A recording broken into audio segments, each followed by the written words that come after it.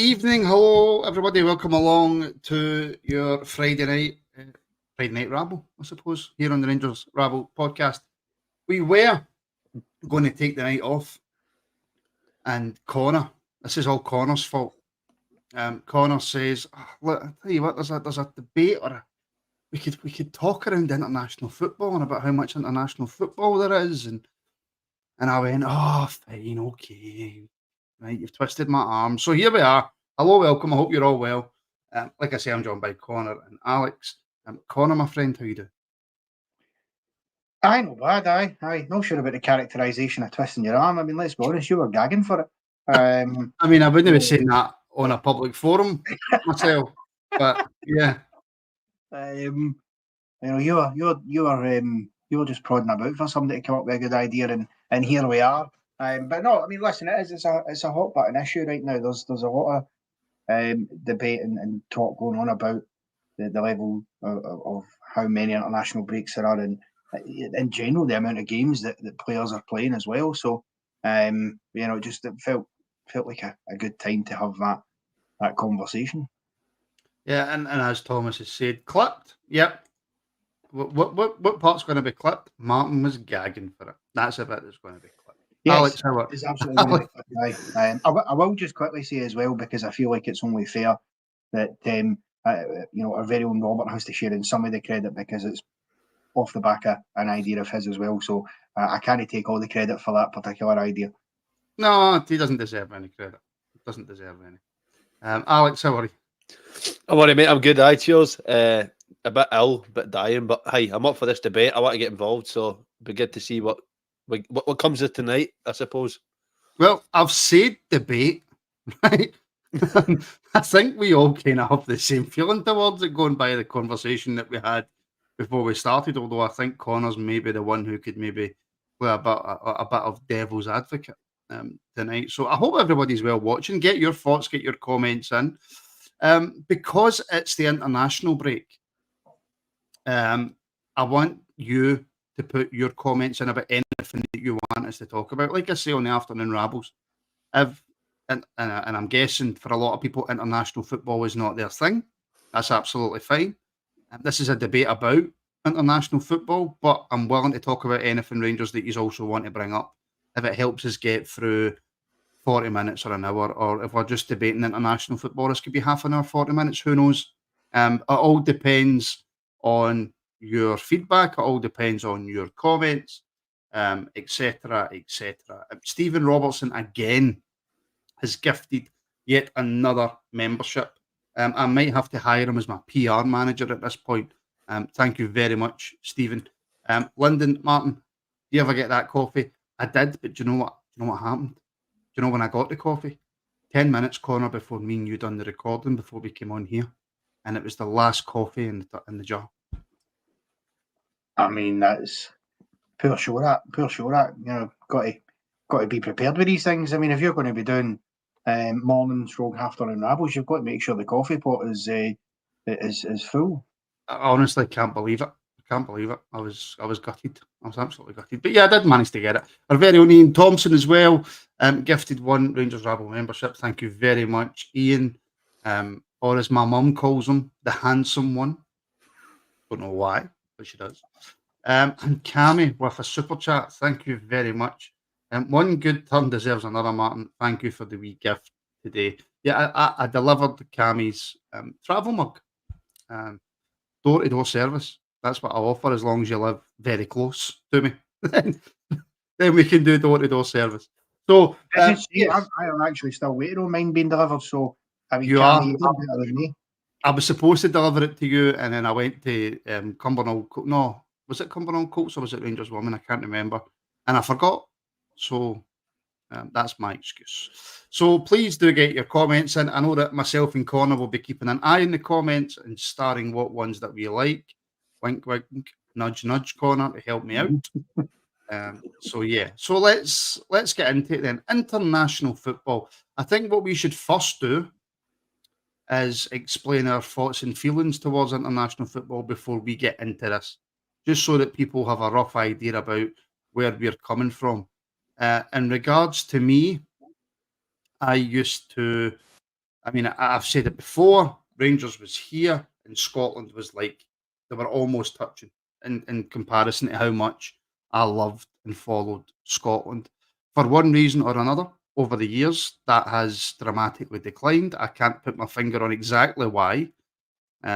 Scotland is a strange country after all, but I still want to see Scotland win. I don't get down if Scotland lose. That's the God's honest truth. But I still want to see Scotland win. Connor. I mean, listen, I make no secret about the fact that I enjoy international football. I'm a big Scotland fan.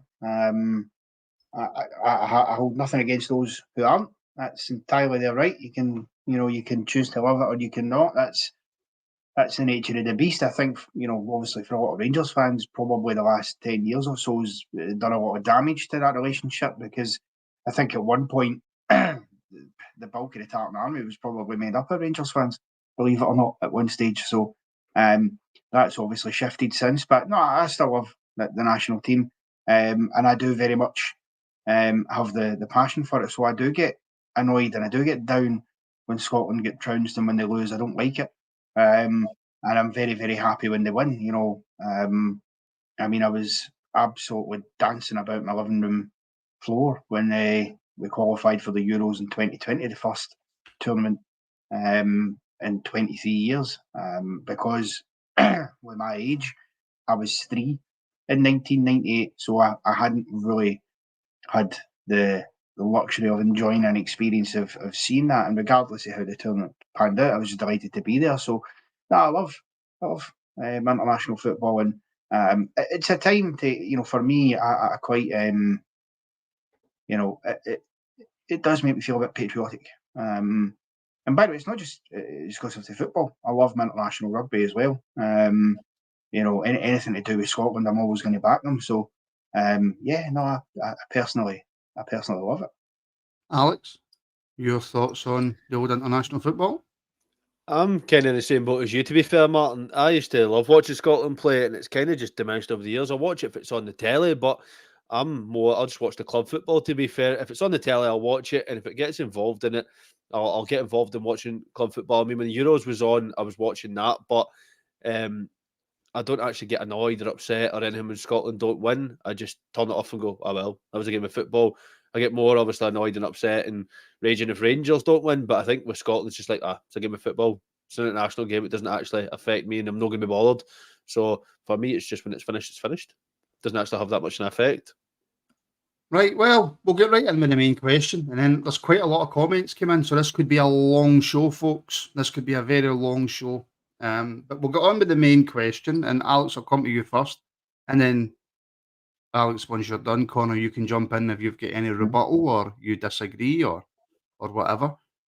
Is there too much, Alex, international football now, and is it affecting / ruining the club game? I definitely think there is too much international football. I think the amount of international breaks you have, I think we only had, 4 games and we were straight into an international break. I think it's just ruining the momentum of clubs. Sometimes it can give clubs time to get back into a bit of form if they've had a bad game. I take the Rangers game against Celtic. We obviously got beaten and we had to wait 2 weeks just to see Rangers again. And I do think there's too much when players are playing 50, 60 games of football a season and then they've got their international football. I think it can be too much.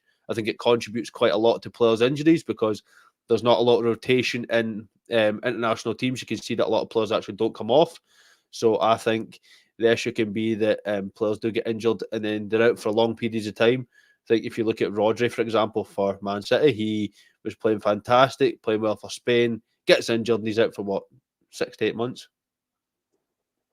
I'll come straight back to you on that before you come in, Connor. Injuries happen in club games, I know, Alex, though. They do, but I think when you're looking at the amount of games that then players are playing in, teams can start to get form because a lot of their players aren't called up.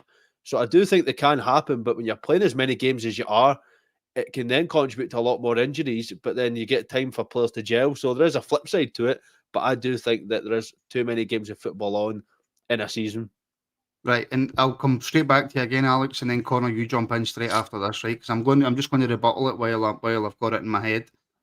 Pre-season tournaments for clubs away travelling the world cup games, league games, European games, Super Cups, extended Champions Leagues, extended Europa Leagues. Surely that's just in the same kind of breath, just too much football. And that's not international football's fault, is it? No, I mean it's not international football's fault. Then you've got to look at a club if they're having success domestically, and then they're obviously getting cups and European runs. It can obviously hinder. But if you're then throwing more international games on top of that, it can obviously have an impact. But I think when club football, you've got more of a chance to rotate. Whereas international, you don't see a lot of rotation when it comes to the teams. It's a lot of the same team selection. If you look at Scotland, there's actually not many players that get in and out. So it seems to be the same players over and over again, and I think that can then have an effect on the player. Connor, I'll let you come Mhm. in now and give your thoughts on everything that's just been said. And because so much has just been said, I'm going to nick to the shop and buy myself some coffee. Look, I think I don't disagree with the notion that there's maybe too much international football. When you look at, we're only 2 months into the current season. This is already the second international break that we've had. Once we wrap up this international break on Tuesday, when Scotland play Portugal, the next one then is on the 15th of November, when Scotland play again. And so you've only got about 4 weeks before another one. And the winter schedule is particularly hectic because late November and in December are so busy cramming games in before the winter break because there's catching up to do almost. And undoubtedly there'll be games postponed because of weather and stuff like that as well that will add to the calendar as we start into 2025. So I do think that there's scope to reshape how international breaks are done, how many there are, and the spacing between them. The big thing just now is obviously the Nations League. That's what's created a lot of it. But then again, we were getting a lot of these games without the Nations League because you were getting international friendlies. The Nations League was brought in to basically put a bit of a competitive edge onto international friendly games. And to an extent, it's done that. Personally, I think with the Nations League, that it should be done biannually in terms of do it if the years before the Euros it should be done because it's only the Euros that it actually has any material impact on. Because of course, if you win your Nations League group the year before the Euros, you get an automatic playoff spot to qualify for the Euro. So it's another route to qualifying, and it's a route for some nations that might struggle otherwise in their main qualification groups. That's how you've seen teams in there like North Macedonia, for example, or Albania's and teams like that who are gradually improving. And I think that's a good thing because I think it's a good thing to have for fans across the world to know that there's an opportunity they can see their country represented in these big tournaments. And so I wouldn't entirely scrap the idea of the Nations League. I would just reshape it and make it every second year. Make it a bit like, you remember the old Confederations Cup they used to do the year before World Cups? Do it like that.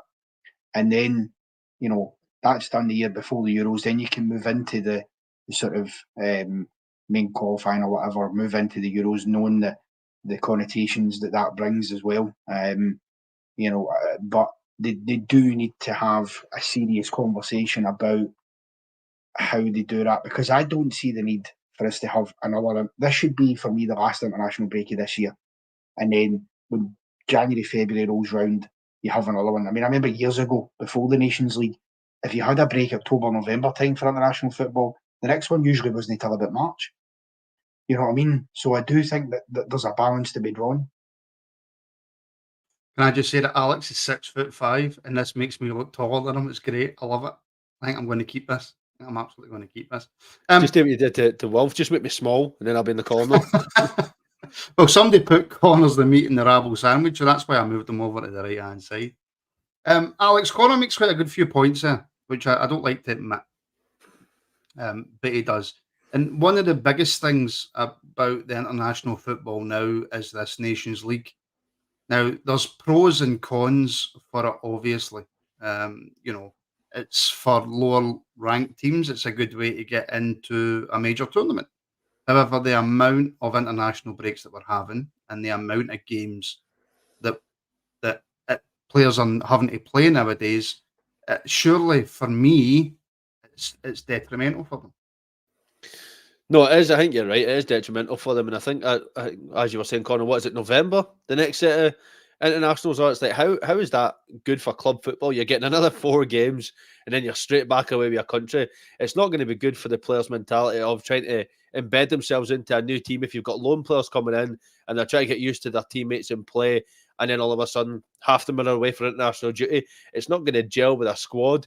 A manager's then got to take into account if there's an injury away. He's lost that player not because they played for his team, they played internationally, and it might be that they've been injured in training. I know that happened a few times with Ryan Jack. He didn't even get to play.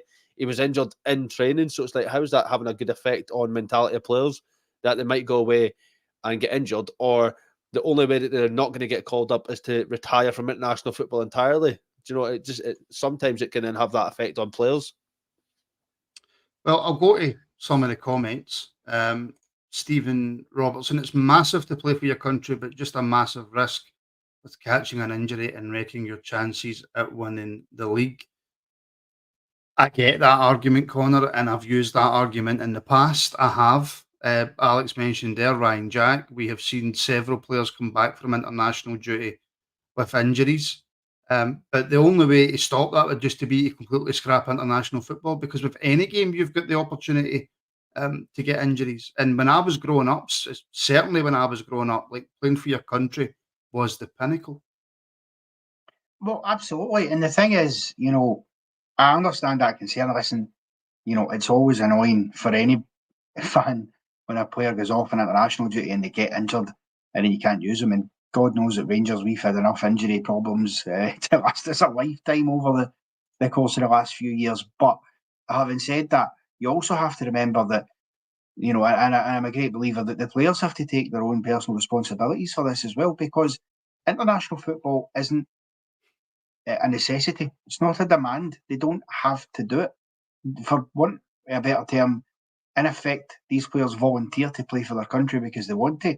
And see, this is the part of international football that is actually good and should be lauded, because, in a world where money has took over the game and players don't play for clubs anymore for the love of the club or for the badge or just because they love playing football. Some of them do, but they will go to whatever club. It doesn't matter what team you grew up supporting as a boy, you'll go to whatever team is going to pay you the most money for a lot of players, and that's gone. The honour side of it, but there is more of an honour to playing for your country because you don't get paid to do it. You are volunteering. You want to be there. You want to be participating and doing well for your nation, and that's something that you've got to say is laudable and should be respected. And the players are choosing to do it. And this is the thing, the players have the ultimate power in this, because if they don't want to be playing as much international football, then more and more of them will refuse to go on these international camps.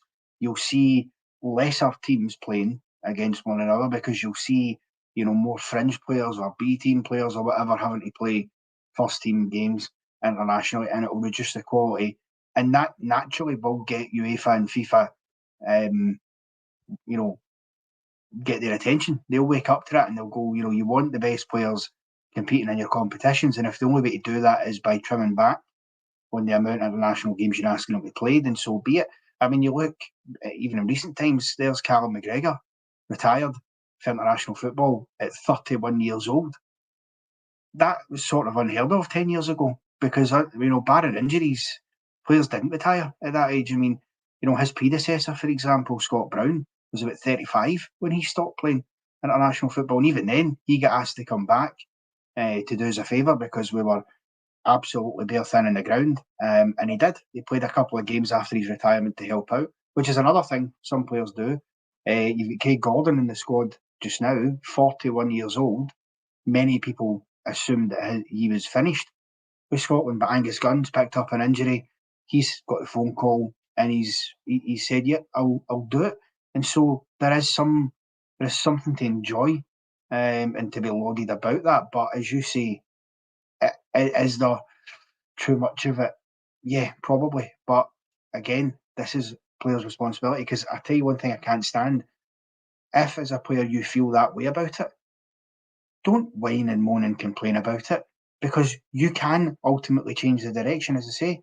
Decide you're not going to play, make the point and say, look, I can't play all these games, I can't play all these international breaks, so if you don't trim it back, then I'll take a step back for international football. And then you won't have the best players playing on the world stage.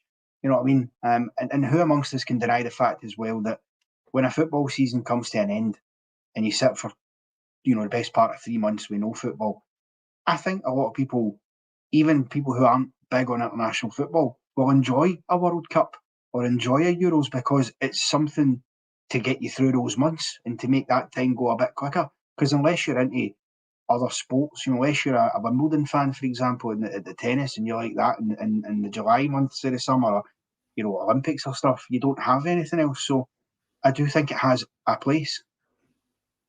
Right. Before we carry on and go back to it, under Scotland under 21s, have got a midfield free of Conor Barron, Lennon Miller, and Leo Cameron. Now, if you're looking to the future, that's a midfield free, by the way.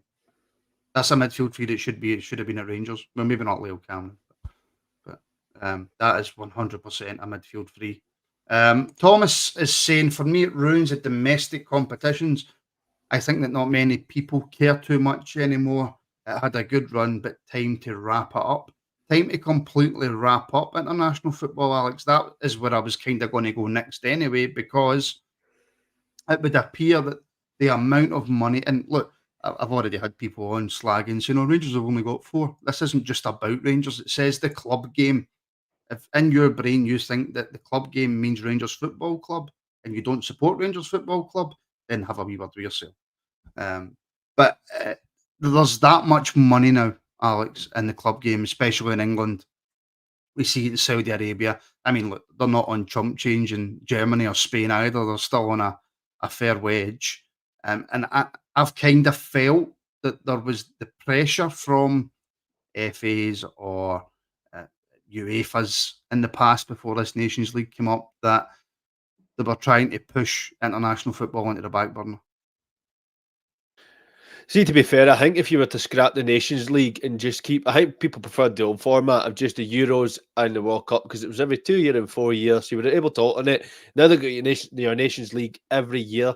I think it's become oversaturated with football. I do agree with your point, though, Connor, that when you're sitting there for 3 months with no football, you're bored out your mind. You're looking for anything you can get. You're watching old highlights just to get some semblance of football. So I do get that, but I think there's just too much football now, and I think the Nations League has started to creep in, that it's ruining the form of players and teams. And as you say, it's up to the players ultimately, but there is also a pressure from the nations to say, come and play for us, and call them up. But then players are not wanting to be called up because they don't want to risk the club form. There is a lot of money in it, though. I do agree with you, Mark. When you look at England, for example, some of the players who aren't performing, like Marcus Rashford, he's on like 300 grand a week. It's like, it's just mental money, but these players will get that and then not have to play for their country. When was the last time somebody like Rashford got called up for England? Well, they said that it was because he wasn't in the right vein of form, wasn't it? But is it always going to be club versus country going forward now, Connor? I mean, you can take it all the way back to Alex Ferguson when he first came into Manchester United. And they were, I mean, how many caps would Ryan Giggs have got for Wales if it wasn't for Sir Alex? You know what I mean? So, but is it going to get more and more of a dogfight, do you think, between the governing bodies between all the governing bodies in terms of club versus country? I mean, yeah, possibly. As I say, players ultimately will be the ones who dictate this when it comes down to it. I mean, let's not kid ourselves here. There's what the big teams think, and there's what the rest of the teams actually think, and they tend to be two very, very different things all at the time. And unfortunately, despite the fact that the smaller teams vastly outnumber the big teams, it will always go whatever way they want. You look in some countries, they've done away with their third cup competitions. You know, your League Cup. Obviously, we've still got it. Down in England, they've still got the League Cup.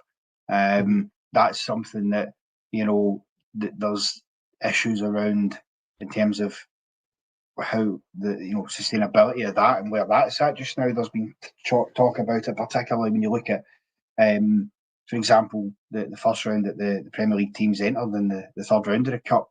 They had to do a whole strange draw where they had to make sure that all the European teams couldn't play each other in that round, and then they got drawn out first, and whether they were going to be home or away, and then the teams who were going to be playing them all got drawn, which, in terms of the spirit of competition, is unfair, because in a draw for any cup competition, then unless it's, you know, the Champions League where two teams can't be drawn in a group together, which isn't the case anymore because it's obviously all changed now, but it used to be, unless it's like that, any team should be fair game. If Man City go into a draw and Arsenal go into a draw, they should have the same chance of drawing each other as they do every other team. But because of the scheduling and how busy it is, and because the Champions League has expanded, and that's when over the course of 2 weeks, the whole game days, that made an issue for the League Cup in that situation, and it caused that, and people have debated whether that ends up going by the wayside. And again, sad as it is to say, if the big clubs were to pull out of that, it probably does go. And it's unfortunate because it's an opportunity for other clubs to win silverware. Yeah, I get that. It's really difficult for me as somebody who's like not really that into international football as much as it used to be, Alex. But could there be the argument that the Nations League is actually trying to make it more better for the smaller teams, better for, you know, the likes? I look at Albania now. Look at where they are. They've made it to the Euros for the. I think that was that the first time Albania's ever made it to the Euros. You've got teams like the Faroe Islands just picking up points in groups that never happened before. Could there be an argument that the Nations League's actually a really good thing for smaller clubs and helping them trying to grow the reputation of their countries? And if you done like kind of what Connor was talking about there, a bit of a spin it a bit, take away the League Cup, take away a cup, what? Take away the Conference League. Why do we need a European Conference League? That's just adding more games into a European competition that wasn't taken that seriously until West Ham won it. You know, they've added European competitions in, and yet none of us are sitting here saying there's too many club games. You've probably got to look at the Conference League is probably like your Nations League right now. Do you know, it's a competition to try and give the smaller teams something to play for and something to try and aim for going forward. I think the issue could be that they've tried to commercialise international football by bringing in the Nations League, then you've got the Euros and the World Cup. They're trying to just say we need to get the spotlight. But see, if you actually look at the Euros, some of those games with the big teams were actually pretty bloody boring. There was like maybe one goal in it, 2 goals in it. How is that a draw to get people to watch international football? That then turns players away and fans away because they go, this is a bloody boring game of football to watch. So I think that the issue you've got is that the UEFA want these teams to play, but they also just want people to watch it. They want the viewership. I mean, look at the fact that there's games on tonight that are on YouTube for free because people won't pay to watch them like on the telly, so they're having to put them on an online platform to get more viewership in because they've made it free. And there's no commentary on the games, is there? I don't know. I've not actually clicked on any of the ones on YouTube. Is there no commentary? I don't know. I haven't clicked on them, but I'm hearing people saying that there's no commentary at all. I mean, how's that going to add to the atmosphere of a game of football? You've got to watch it in silence. Give me today, Martin. Jump on a watch along. Come on. You get your commentary. I didn't really want to announce this right now, but Connor and Robert will be doing a live watch along of the Scotland-Portugal game. I mean, I've absolutely no idea if they're going to or not. It's just you plugged that and Connor's disappeared. Connor's disappeared. So, but yeah. The one thing I hear a lot, and I say, and I use it myself, Connor, is the standard of international football and how. But I'm comparing it to the days when I watched it in the late 90s, early 2000s. So I don't know if my young brain is just thinking that it was better back then, right? But we're hearing the standard of international football, it's not quite where it used to be. Maybe if there wasn't so many club games, the standard of international football might be slightly better, Connor. Yeah, well, it's a factor. It's definitely a factor. Fatigue plays a major part in these things. And you think about, you look at the Euros in the summer there. I think it was clear for a number of sides and players. You could see the fatigue from what had been long, hard seasons for them at club level. Bear in mind, if you're being asked to play, which a lot of players are these days, upwards of 70 games a season, just at club level, then yeah, playing international tournaments off the back of that is going to be hard graft. But that's where the club side has to be looked at as well, as you say. I mean, look, a third European competition for clubs isn't actually all that new a thing. It's been done in the past. You had throughout the 2000s, the Intertoto Cup was a thing for a few years. You had the Fairs Cup back in the day. A cup which I think was it Kilmarnock or something. I think we're in the final in that way back when. And there's been many iterations of different things that have came along and fell by the wayside. By far, the Conference League has been the more successful of those attempts, and that's why it's sticking around. Because again, the Conference League initially, when it was announced, was only supposed to be a sort of 3-year placeholder whilst they were rejigging the whole structure of the Europa League and the Champions League, because that was supposed to expand to then include more teams in both those competitions, therefore meaning you wouldn't need the Conference League anymore, because a lot of those teams that then that would just bleed into the Europa League anyway. I also think sometimes with UEFA, whilst they get it and it's good, gives people a chance to that would normally win these competitions to play. Equally, when you look at the Premier League in England, for example, it does get to ridiculous stages when you see the amount of teams there. Almost half the Premier League are playing in European football. I mean, that's just preposterous. I mean, if you finish anywhere from 1st to 7th in the top 7, you get a Conference League spot. And that can increase, by the way, because that then depends on the connotations of who wins various cup competitions. So the team that finishes, for example, last season's a good example. This season, I was ready to say that Man United obviously got in. Yeah, Manchester United finished 8th in the Premier League, but qualified not just for the Conference League, but the Europa League by winning the FA Cup, which, despite them finishing below Chelsea in 6th, Newcastle in 7th, in effect jumped them above both of them and pushed Chelsea to the Conference League and pushed Newcastle out of Europe, which to me, whilst I get adding a European spot to a cup competition adds to the want to win that and the prestige, it's also something that kind of is a bit unfair in that the effort you put in across a league campaign to finish in the position you finish in that is a European spot, I would argue that's a lot harder than winning 5 games and then winning a cup, because that it's yeah, but you're going a wee bit off topic here. No, but the point I'm making is that you've got too many teams from certain leagues playing in these competitions to begin with, which then means that's even more players that are being encompassed in everything, and having to play it. So I think you've got to look at that as well. So basically, what you're saying there is that club football is just more important. Well, that's effectively what you've said. Well, club football is the bread and butter. That's the main. What's more important, winning the Champions League or winning the World Cup?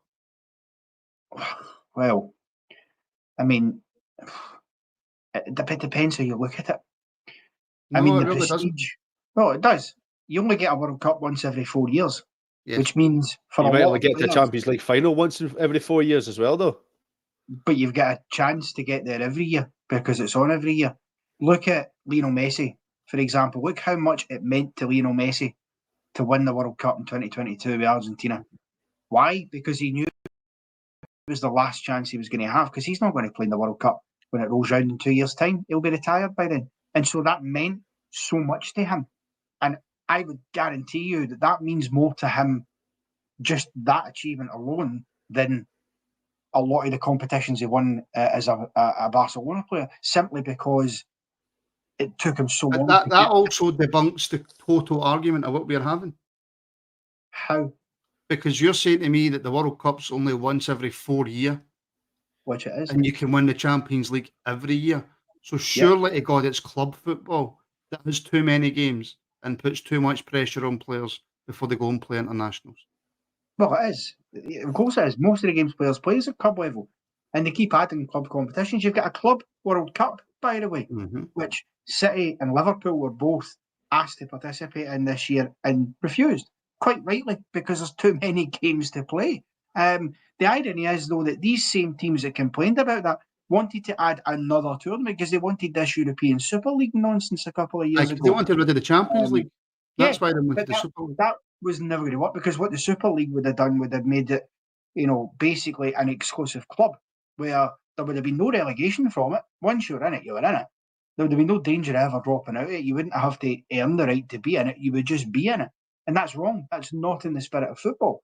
As much as there's maybe too many teams, particularly for the Premier League, qualifying for European football, at least they have to earn that right by finishing in the position. Winning an FA Cup, earning the right to get into the Champions League. Well, I just touched on that. That's aside for that. But league positions wise, it is. If you finish in the top 6 in the Premier League, then you have earned that. And that changes season in season because you see different teams now getting that opportunity. Brighton played in Europe last season. They did themselves proud. By no means was there any shame in their performance in Europe the first time they'd done that. What a moment for those fans in that club. West Ham winning the Conference League, the first European trophy they had won. First trophy they'd won in about 50 years.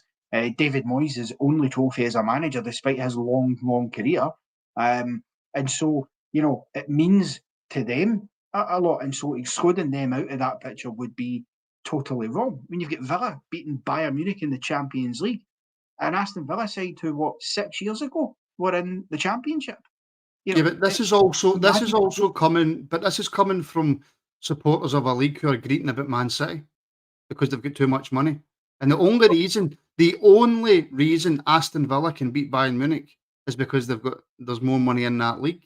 So I know this is a complete tangent, but I'm sorry, the English league can't have its cake and eat it. I know. Well, I don't agree with that at all. No. Why not? Well, I'll tell you why not. Because Bayern Munich do have more money than Aston Villa. Bayern Munich are a bigger club, exponentially bigger than Aston Villa, and have been for years. There's a reason Bayern Munich have won, 13 of the last 14 Bundesliga titles. They are regularly deep in the heart of Champions League football, and they do have mega bucks behind them. But do they win that many titles in the Premier League, though? I don't think they win that many titles in the Premier League, though. I think... Well, yeah, you could. I would argue that, but that's not because of Aston Villa. That's because of City. No, but then the amount of money Aston Villa can spend on a player that then is a sub is mental, and that's because the money they get in the Premier League. As long as they stay in the top half of the table, they can spend mega bucks on. Look at Durant, a player that shouldn't be sitting on the bench at Villa, still sitting on the bench, just signed a new contract, and yet he could go to one of the bigger clubs and still play week in, week out, and yet they've got that sitting on the bench. Then you look at Ollie Watkins, bangs him in for Villa, but then doesn't get on the pitch last night until the 70th minute for England. So, although you're saying they've got more money, the players don't get games.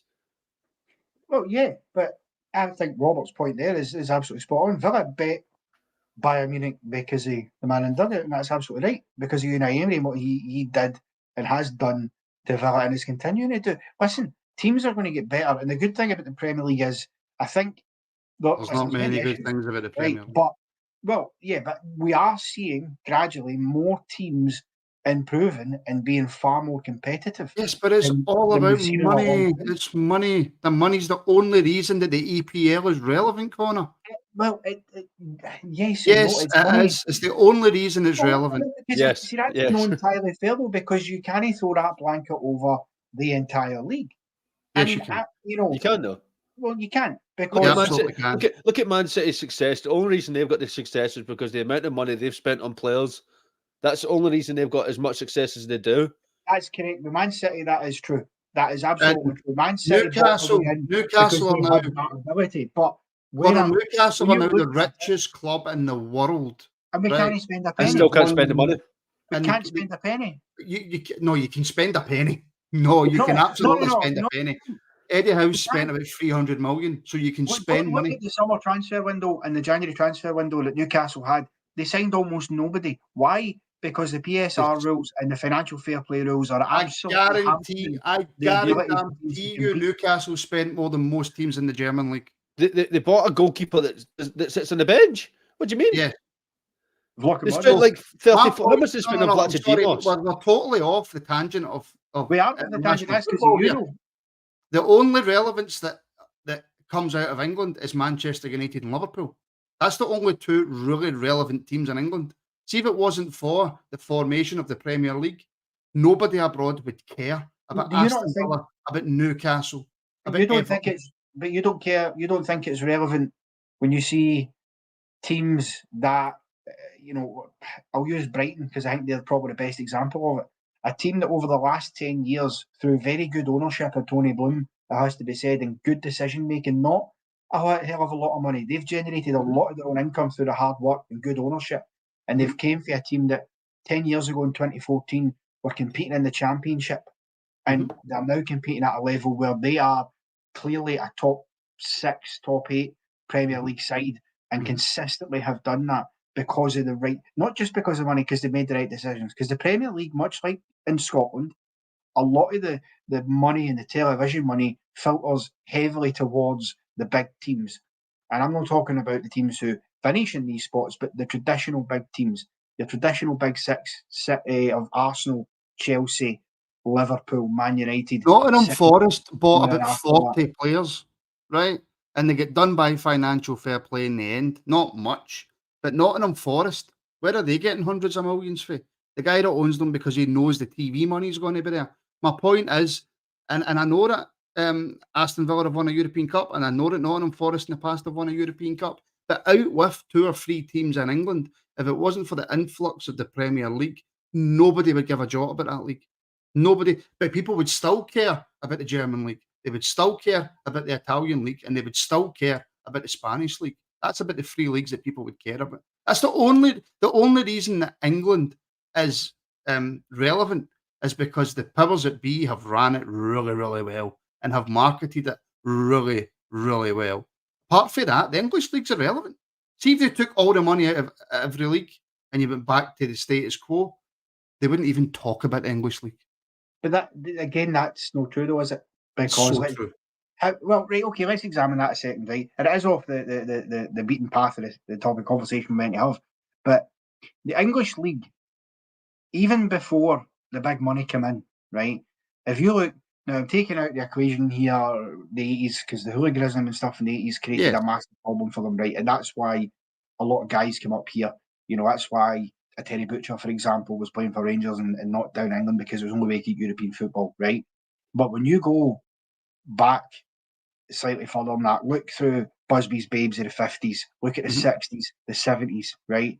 The English league was still always more prominent, more prevalent than what was happening up here back in those days. Aye. Now, the 60s, obviously, Celtic were the first British team to win the European Cup, right? That's an exception to the rule. But you still had massive interest in teams like Manchester United back then, teams like Tottenham were a big force back then, Newcastle to a lesser degree, but they were in the 50s and 60s a big force. Liverpool, throughout the late 70s and the 80s were an absolute force to be reckoned with. And this was before the days. Liverpool and Man U, yes, I said that. Liverpool and Man U. Yeah. Out with Liverpool and Man U. But these teams are still Nobody cared big about before. Tottenham. Nobody cared about Everton. Nobody cared about Man City. Nobody cared about these teams. Everton in the 70s and 80s were a very good side. About Barcelona. People cared about Real Madrid. People cared about Villarreal, for God's sake, more than they did the English teams. The only people that cared about the English teams were the people in that area until the TV money came in. Look at the Italian league. Fiorentina were a big draw. Juventus were a big draw. AC Milan were a big draw. Inter Milan were a big draw. Napoli. You could go on and on and on. Okay, and let me ask you this question then.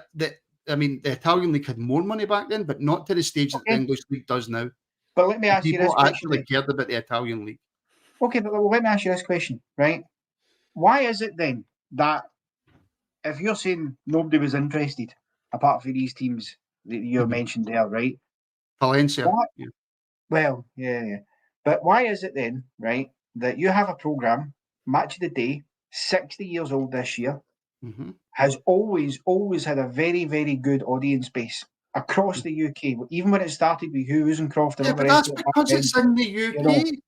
Yeah, but the thing is, but nobody in Spain, nobody in Spain or Italy was tuning in to whatever version of Channel 4 Italy had back in the 90s to watch the EPL highlights. But we're talking Nobody was doing that. But I tell you something, we all done it. I tuned into the Italian. I know hundreds of people who tuned in to watch the Italian highlights back in the 90s. The Italians, the Dutch, the Germans couldn't give a monkeys about English football until they exploded. We're in the UK, right? We're talking about the UK, right? Viewer habits and stuff like that in Spain and Germany and all that is different. Granted, back then in the continent, certainly they were more interested in that. But then again, as I say, nobody in the continent was tuning in to watch a Scottish game either back then, other than maybe the Old Firm. And that's still to this day. Right, but this is the problem, though.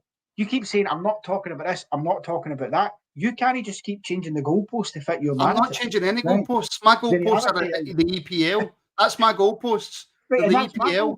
If you want me to talk about Scotland, I'll talk about Scotland. Nobody out with Scotland gave a monkeys about Scottish football. Listen, right now, yes, money has overtook everything across football, right? That is a fact. That's why you've got financial fair play rules and all that comes in. The main issue with that is that you've got teams like City, like Chelsea, others who have benefited vastly before that's come in, to the degree where bringing it in now only serves to now ring fence and protect their positions rather than anybody else. Now, that being said, I can accept that, in the continent there might be different views, and even now there will be. Most people in Spain will care more about La Liga. They'll care more about, because they've got their big teams there. They've got their Atletico Madrids, their Real Madrids, their Sevillas, their Barcelonas, even to maybe lesser degrees your Athletic Bilbaos and teams like that. The household names that we all know who play in Europe. Same in Italy with the Serie A sides, and there's a lot of players. A lot of Scottish players going over and playing in Italy and doing well as well. That's very much a thing. But there was always clearly an interest in English football, even to the days before the Premier League. Match of the Day wouldn't have survived 60 years in Britain if there was no interest in it. So of course. Match of the Day has always been huge in England because it's English people that watch it. It's not just English people's league. It's huge across the UK. Always has been. Yes, the UK. Right. I don't know if it gets brought. It's quite popular in America now. I don't know if it was back in the day. Because of the money. Whatever happens in the continent happens in the continent. I can't speak to what a Spanish football fan enjoys or doesn't enjoy. The whole point of football is you enjoy what you enjoy. A bit like this debate in international football. Some people love it. Some people hate it.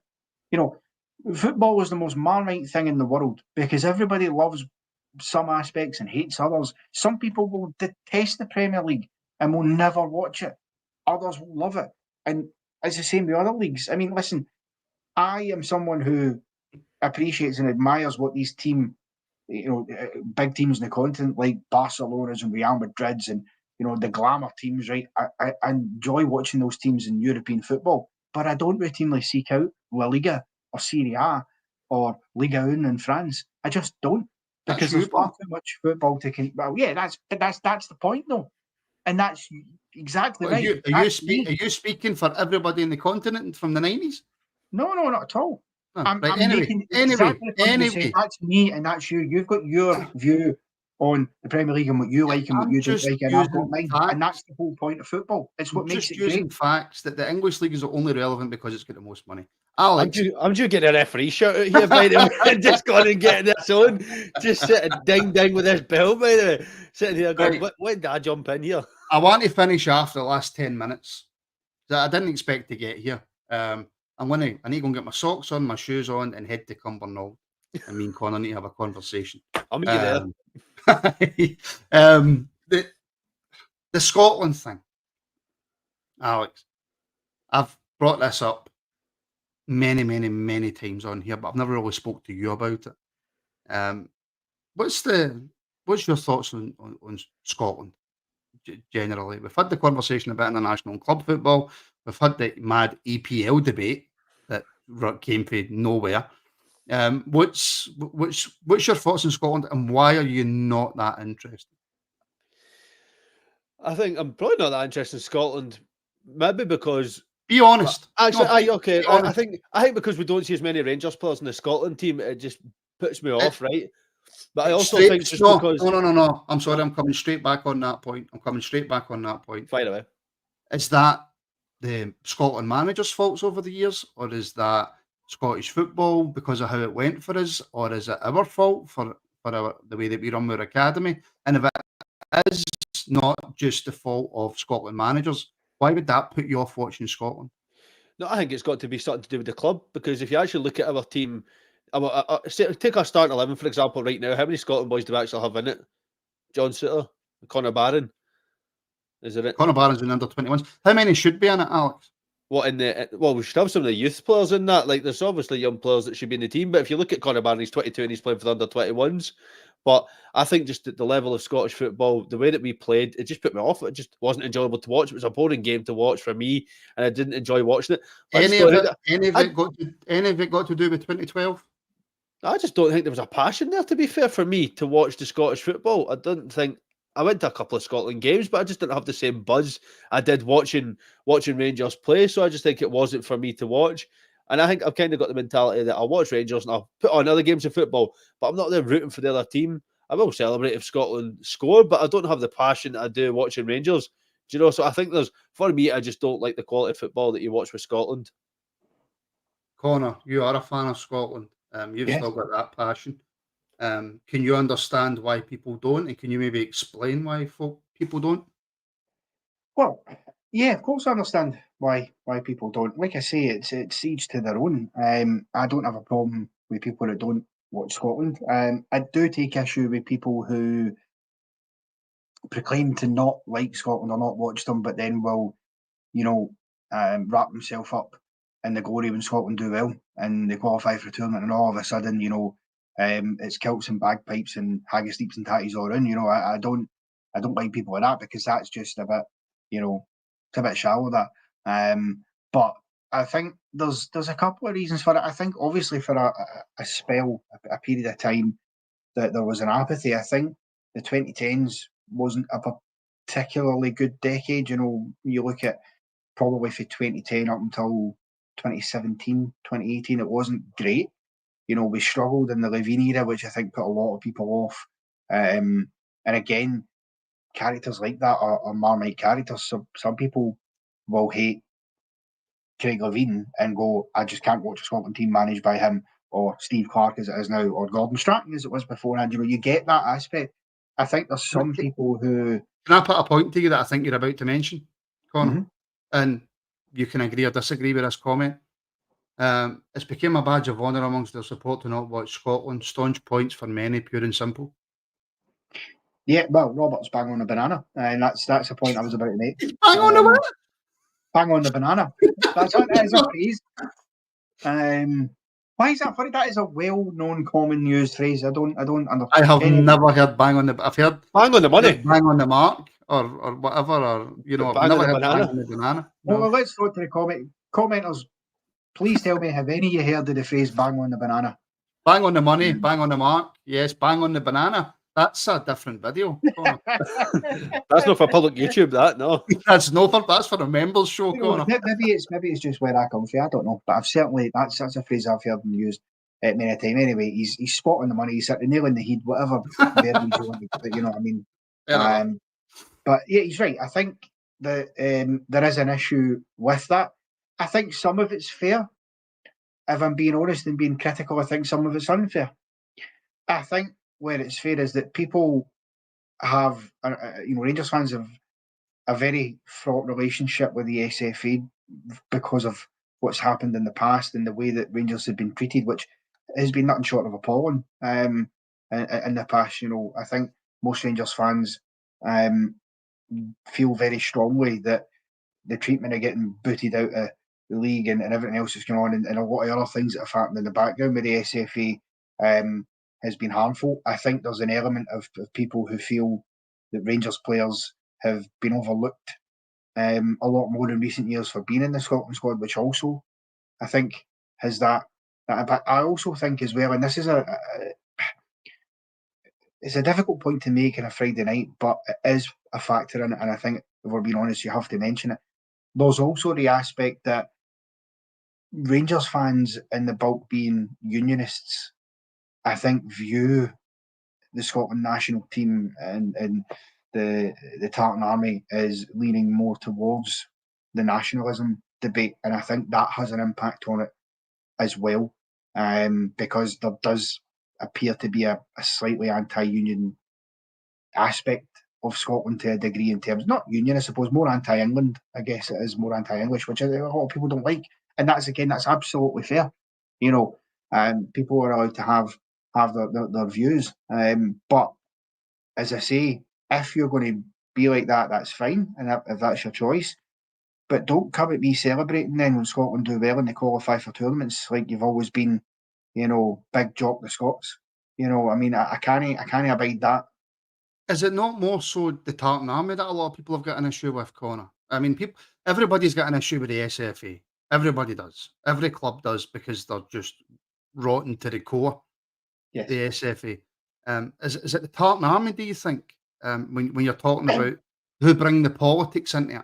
And that's what. I despise bringing politics into discussions because as soon as somebody thinks that they know what your political view is or what your thoughts are on politics, then they automatically make assumptions and judgments about you, right? So that's why I hate talking politics. I'm not a big political person anyway, but I don't like talking about it. But did it? And I don't know if this is true. This is why I'm asking because obviously you do follow the national team. Is it the Tartan Army that have pushed so many Rangers fans away because they bring politics into the national team? Yeah, undoubtedly, there's a huge element of that. Absolutely. I mean, the Tartan Army, as I touched on earlier on at the start of the podcast, one point there's no getting away from the fact the Tartan Army were predominantly made up of Rangers fans, and that has shifted. And I think that's part of that is political because I think they have brought a lot of that into it, and that does put people off. And I understand that, I get that. I think what I miss about it the most is the fact that, the one thing that for a long time international football has been able to do is bring groups of people together. And believe you me, this issue isn't just exclusive to Rangers. A lot of Celtic fans don't support or follow Scotland either. There'll be some of them that will support Ireland, and there'll be some of them that just don't like international football at all. But there are certainly those that do. And when you consider that if you sit in a stand at Hampden Park for 90 minutes watching a game of football, that the chances are shoulder to shoulder cheering on the same team will be a Rangers and Celtic fan or an Aberdeen Rangers fan or whatever. There's something about that only international football can bring you. But certainly the issue that you touch on with the Tartan Army, coming back to that, it creates its own issue for Rangers fans. I must admit, some of it goes a bit beyond me because I agree with you, Martin. I don't think that politics should have any place anywhere near football. Football should be a separation from it. You think about it, you deal with the toils of work and life and everything during the week. Is it too much to ask for that at the weekend you can just sit back and relax and just focus purely on the football? No politics, no anything else around it, just the football, just the game that's happening before you, instead of all this nonsense of having to make political statements around it. That does, of course, it puts a lot of people off. It does. And I don't think there's anything wrong with saying that you're proud to be Scottish, but you're also proud to be British. I genuinely don't think there's anything wrong with that statement. But however, I have to go through all of these. Stephen Robertson, hit that like button, folks, with a super chat. Thank you very much. Yes, please do hit that like button and help us share this podcast to as many people as humanly possible. Make sure you share it. Post it on your socials as well. That might help. He's lost my respect. Oh, bang on, Connor, when we were having that wee tit for tat. Thank you very much again. Stephen Robertson. Yes, well, incredible. Yeah. He is also gifted not one, but another 2 Rabble memberships. Thank you very much, Stephen. And he's just another super chat, and just to make sure that I know that he agrees with you. Agree with you, Connor, mate. Love to hear it. And of course, a final super chat. Please like and share folks, from Stephen. So Stephen is the member of the show without a shadow of a doubt. Thank you very much. Connor, for the majority of it, you were bang on the banana, whatever that means. So fair play to you. Fair play to you. Alex, this has been more of a viewing platform for you tonight. You just wanted to get closer to the action, didn't you? I did, mate. I want to get the referee jersey on the night and just sit here, but it didn't work. You know, I just need to sit here and just. I think somebody says I've got eyes like a killer the night. I was just staring at you. Well, do you know what? You've been that good. You said that without opening your mouth or moving, which was incredible. Absolutely incredible. So there we go. So thank you, Alex. Thank you, Connor. Listen, thank you to everybody who's tuned in, everybody who likes and subscribes, and it helps us to continue carry on putting out as much content as we are. At 9 o'clock tonight, there is a meet. I know he's just completely froze. It's that image he's froze on. It looks like he's getting ready for his parole hearing on Monday morning. He does. He does. It's the hair and it's the beard, and it's just a. But don't say that. I'll just take myself out. I'll just leave. Well, I'll just leave. He's 6'5". Do not annoy him. Do not annoy him. I'm joining you and coming on, Martin. Right, this is gonna be a three-way fight now. I'm coming down. I'm standing behind Connor. But look, we have a members show out tonight at 9 p.m. It is Meet the Rabble, and it's with Connor Chalmers. So you get to find out a lot more about Connor. So there we go. So that'll be out on the YouTube memberships and Patreon tonight at 9 p.m. So we're back tomorrow with the random Rabble. I'm not sure if it's going to be live yet or recorded. I don't know what's going to happen with that quite yet. But yeah, we're back with that tomorrow for members as well. So thank you very much to everybody who has tuned in tonight for a little impromptu. We were supposed to be taking it off, but we haven't. So thank you all for tuning in, folks, and we'll speak to you very, very soon.